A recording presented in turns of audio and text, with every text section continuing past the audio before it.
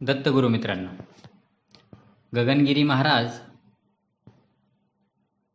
सातारा जिल्ह्यातील पाटण तालुक्यात मंदुरे नावाचे खेडे आहे.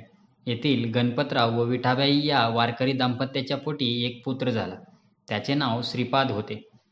लहानपणापासून श्रीपादाला साधुसंतांच्या संगतीची ओढ लागली. वयाच्या 8व्या वर्षी श्रीपादने घराचा त्याग करून हिमालयाची वाट धरली. तेथे तपस्या केली. चित्रकूट पर्वतावरील चित्रानंद स्वामींचे त्याने दर्शन घेतले. त्यांच्याच आश्रमात श्रीपाद राहू लागला. नंतर हिमालयातील क्षेत्रे, अरवली पर्वत, सातपुडा, निलगिरी, द्वारका, जगन्नाथपुरी, कन्याकुमारी इत्यादी स्थानांना भेट देऊन श्रीपादने कोल्हापूर जवळच्या राधानगरीजवळ एका जंगलात तपश्चर्या केली आणि शेवटी जवळच्याच गगनगडावर ते स्थिर झाले. अंगावर वस्त्र नाही, वाढलेल्या दाढी, जटा यामुळे प्रथम लोकांचा त्यांना उपद्रव झाला, पण थोड्याच दिवसात त्यांची तपस्या व ध्यानधारणा लोकांना समजली. पुढे ते गडावरील स्वामी गगनगिरी महाराज म्हणून प्रसिद्ध झाले. त्यांनी शरीराला कष्ट देऊन उग्र तपस्या केली. जे मिळेल ते खाल्ले. नित्य पाण्यात बसून त्यांनी तपस्या केली. आपल्या सामर्थ्याने त्यांनी हजारो लोकांना सन्मार्गास लावले. आई वडील, कुलदैवत, इष्टदेवता यांच्यावर श्रद्धा ठेवून चिंतनात मग्न असावे अशी त्यांची शिकवण आहे. अनेक भाविक त्यांचे दर्शन घेऊन तृप्त झाले आहेत. गगनगिरी महाराज हे नाथ संप्रदायातील हठयोगी होते. ते चालुक्य सम्राट पहिला पुलंकेशीच्या घराण्यातील होते. लहान वयात घर सोडल्यावर सुरुवातीलाच ते नाथ संप्रदायाच्या संपर्कात आले. नाथ संप्रदायी बरोबर ते 32 शिराळा येथे आले व तेथेच त्यांना नाथ संप्रदायाची दीक्षा मिळाली. चित्रकूट पर्वतावर त्यांना चित्रानंद स्वामींची भेट झाली. एकदा बद्रीनाथ जवळील व्यासुंगुफेत महाराज दमून पहुडले होते, तेव्हा पर्वतावरून एक कफानीधारी साधू आले. त्यांनी आपल्या कमंडलूतील पाणी श्रीपादांचे तोंडावर शिंपडले व कमंडलूतील हिरवेगार कोथिंबिरीसारखे गवत खाण्यास दिले व म्हणाले, आजपासून तुला सिद्धावस्था प्राप्त होईल. तुझ्याकडून मानवजातीचे कल्याणाचे कार्य होईल. तू आता दक्षिणेकडे जा. तसेच ते ऋषिकेशला येऊन पोहोचले. थोड्याच दिवसात लोक त्यांना स्वामी किंवा महाराज म्हणू लागले. पुढे भोपाळपर्यंत गेले असता एका तलावाचे काठी स्नान करून बसले असता कोल्हापूरचे राजे व काही सरदार येऊन बसले व मराठीत बोलू लागले. महाराजही त्यांच्याशी मराठीत बोलू लागले. कोल्हापूरचे महाराज ह्या बालयोग्याला घेऊन कोल्हापूरला आले.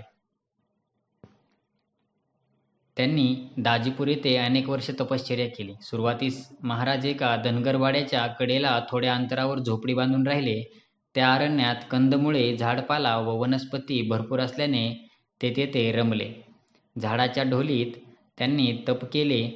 भूतविद्या, जारण, मारण, उच्चाटन विद्या अशा नाना प्रकारच्या विद्यांचा शोध लागला. या तपात झोपण्यासाठी गवताची गादी केली. ती गादी झाडासारखी अंकुर फुटून वाढू लागली. त्यामुळे विद्या पूर्णत्वास जात असल्याची खात्री झाली व ते सिद्ध होऊ लागले. पर्जन्य काळात अंगावर वस्त्र निर्माण करण्यासाठी कुभ्याच्या सालीचा वाक व आपट्याच्या सालीचा वाक व पळसाच्या पानाचे इरले करून पावसात हलते घरेही बनवीत. पुढे गगनगडावर जलात उभे राहून तपश्चर्या केली व योगशास्त्रातील अनेक विद्या व अवघड सिद्धी प्राप्त करून घेतल्या. विमालज्ञान, शिवयोग, उन्मनी अवस्था व विद्या, गोरक्षनाथी विद्या अशा अनेक विद्या आत्मसात केल्या. महाराजांनी योगशास्त्राचा संदेश सर्वत्र पोहोचविला. महाराजांनी हजारो भक्तांचे कल्याण करत त्यांना भक्तिमार्गाला लावले. महाराजांचे शिष्य महाराष्ट्र, कर्नाटक, मध्य प्रदेश, गुजरात, आंध्र प्रदेश मध्ये विखुरलेले आहेत.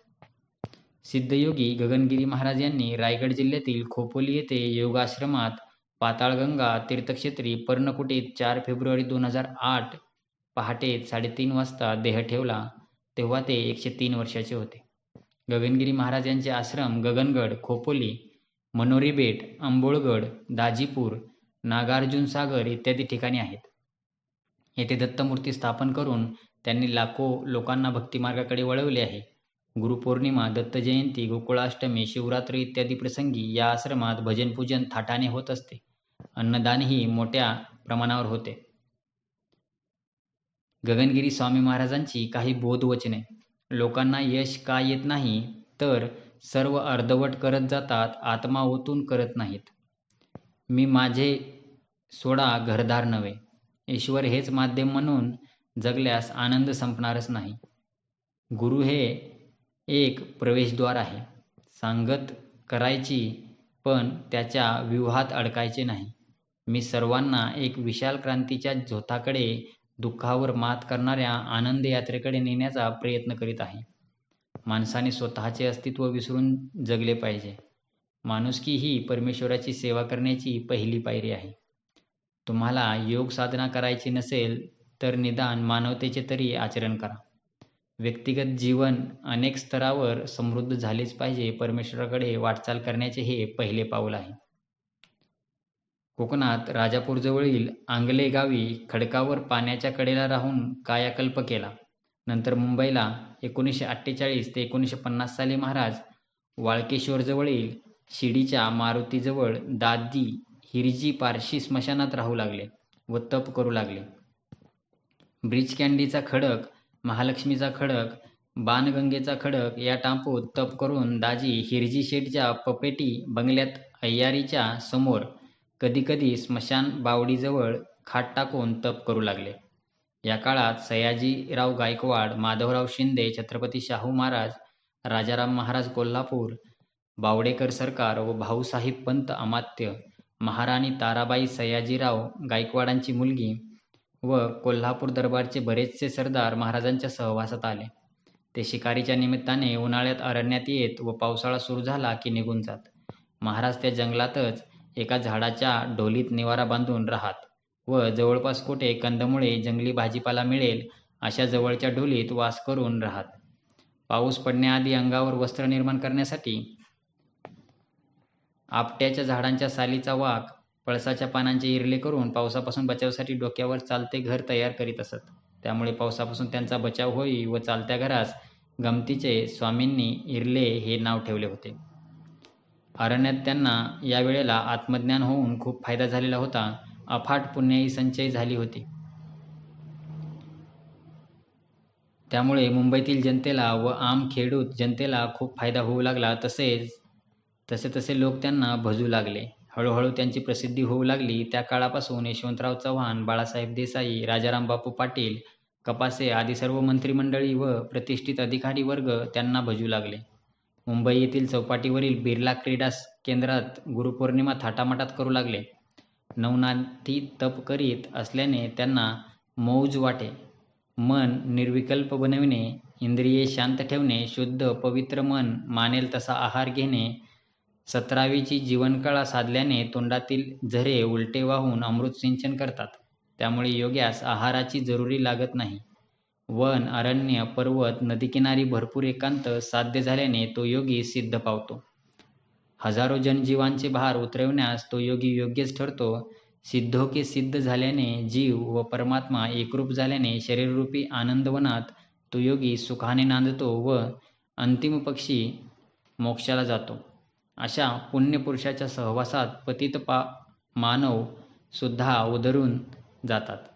त्याचे परमकल्याण होते. साधूचा सहवास करावा, सेवा करावी, अनादर करू नये, स्मरण करावे, चिंतन करावे. अशा पुण्यपुरुषाच्या सहवासाने मन पुरुषोत्तम बनवावे. ओम गगनगिरी देवत्वम आत्मत्वम दिव्यत्वम ज्ञानत्वम परमात्मानं दिवेच श्रियं महाः. ओम शांती शांती